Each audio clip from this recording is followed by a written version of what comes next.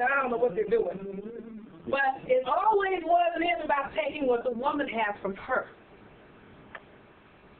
Especially with Europeans. They know the ancient way. That's what they had to do to get in. They had to come into our communities, get to our women, and a lot of our brothers gave the women over. Almost sold them to these dudes. Have the babies, and it's like, now I'm pale, I'm black, really black, bleached up. And I have an heir now to the land, so I'm entitled to be here now. Somebody read to me what it says under matrimony. Marriage. In the sense of the relation or status, not of the ceremony. One more time? Yeah, one more time. Marriage, quote, Q point dot V point, or dot, okay, unquote. In the sense of the relation or status, not of the ceremony. All right. Let me read you what mine says about, I don't know what you're looking at, because you have my book. This is what I found out about matrimony. And I don't know why it's not where you're reading. But matrimony, maybe it's matrimonium. Okay, thank you. Look there. Matrimony and matrimonium are the same. Okay, hold on. Too many people reading, so I'm going to read it. Y'all follow. How's that? Matrimonium. Matrimonium. Where does this T come from? That's a plus. I know I feel better than that. Matrimonium. M-A-T-R-I-M-O-N-I-U-M. Mama's money. Matrimonium is a legal marriage contracted in strict accordance with the forms of the older Roman law. If the effect of such marriage is to bring the wife into the manus, and manus, I'm going to give you the definition so you don't have to look it up, but you might want to look it up when you get a chance. Manus means power, control, authority, the right to use physical coercion, and was used synonymously with the word potestas, which means domination, the power of the father over his children.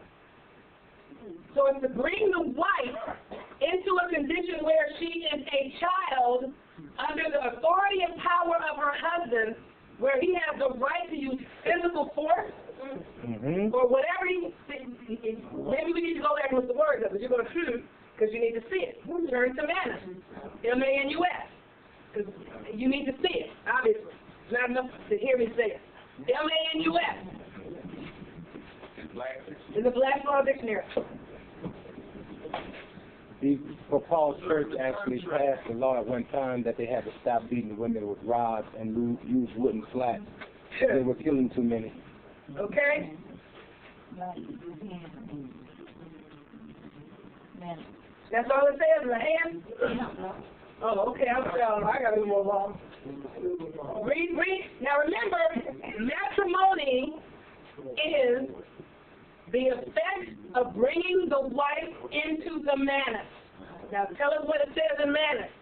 In the civil law, this word signifies power, control, authority, the right of physical coercion, and was often used as synonymous with potestas. Civil law. In Old English law, it signified an oath or the person taking an oath. A compurator. Okay. Now, you see where it says the word manus is synonymous with potestas? Go look up potestas. P-O-T-E-S-T-A-S.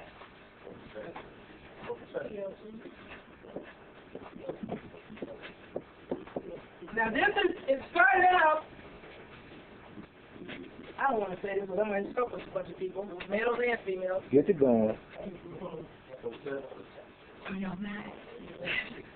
Come on.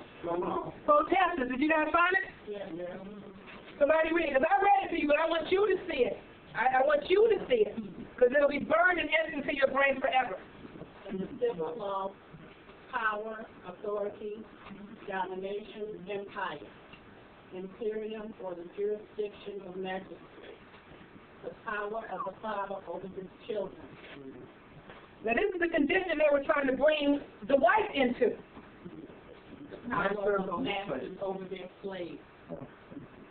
And you guys have seen quite a few of them Maury Povich shows where the men are like, this is my wife, she's not slave, she knows what I say to do. I own her, it's not that. If they went through the ceremony of matrimony and matrimonium, then they brought the wife into manus and potestas. They made her a child, made him the parent, gave him the legal civil rights to be her brains out. Yes, it is. And unfortunate, yes. And to consider her as the land in the marriage, where the state was the children. And that's truly unfortunate. Now, it also says under matrimonium that marriage in the sense of the status or relation, not the ceremony. Okay? Under matrimonium, it's not about the wedding ceremony, it's the relationship that becomes the result of the ceremony that takes the wife out of being her own individual being and puts her under the power and submission of someone else and makes her nothing more than a freaking child. Okay? Now, I'm going to take you a little further. Do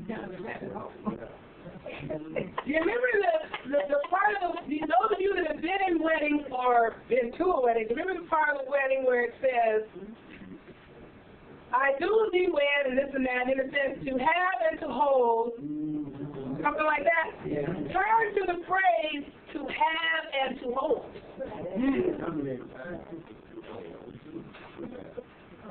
And I know I'm kind of all over the place, but see, my thing is when I'm showing you how to use these books, I'm going to show you with these things that will blow your mind away so you'll know how important these books are. That's why I seem like I'm all over the place, because I got it. Some of the stuff I'm saying is shocking some people. They ain't shocking me. So I'll say something else that might shock you and not shock the other person. At some point, I'm going to say something that's going to get every individual's attention in here. Okay. To have and to hold. Yeah. To have and to hold. These words in conveyance showing the estate intended to be conveyed. The word to have denotes the estate to be taken, while the word to hold signifies that it is to be held of some superior lord. I.e., by that they mean by way of tenure. Wow. Now, I looked up tenure, and you can look it up, but what it says in tenure is a right or mode of holding or occupying. This is one of the ways that the Europeans, the real black people, have the right to be here. They did it through matrimonium. That's Pocahontas. That was Pocahontas, who became Rebecca, the sorrow of her people. Yep. And that girl was only like 12 or 13 years old, with all their cartoon Disney movies and every other movie show her this sexy young thing, like she's a young lady. She was only 12 or 13. Pocahontas was somebody for real, you know. Yeah. And if you do any research about her, you'll find out that she was only 12 or 13 years old. And the guy raped her, and for whatever reason, she still wound up okay with him. And then took her to Europe, had a child by her, and killed her over there. And came back with the child and started taking stuff. Been taking ever since. How many of you guys have heard about this stuff? Matrimonial. Like what? There are movies and cartoons about Pocahontas. Get Walt Disney. Why did you make the difference between actually in church or one that's like before the... Why did I make a difference? No, I mean, if you say if you've been, to a marriage recently in a church. Because if you've been to one in the church, you've seen or heard these words. Okay? Because a lot of people that get married on their own, they make up their own vows, they do their own thing, and they're not even using any of this stuff. If you go to a Christian church wedding ceremony with a Christian preacher, reverend, minister, you're going to hear this phraseology.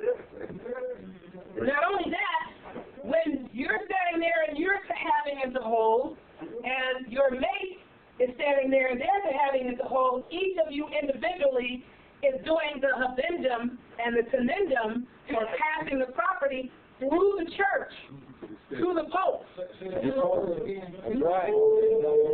If you look at that podium, wait. If you go back to having the whole, it'll say in there, in the last part, it'll say the former clause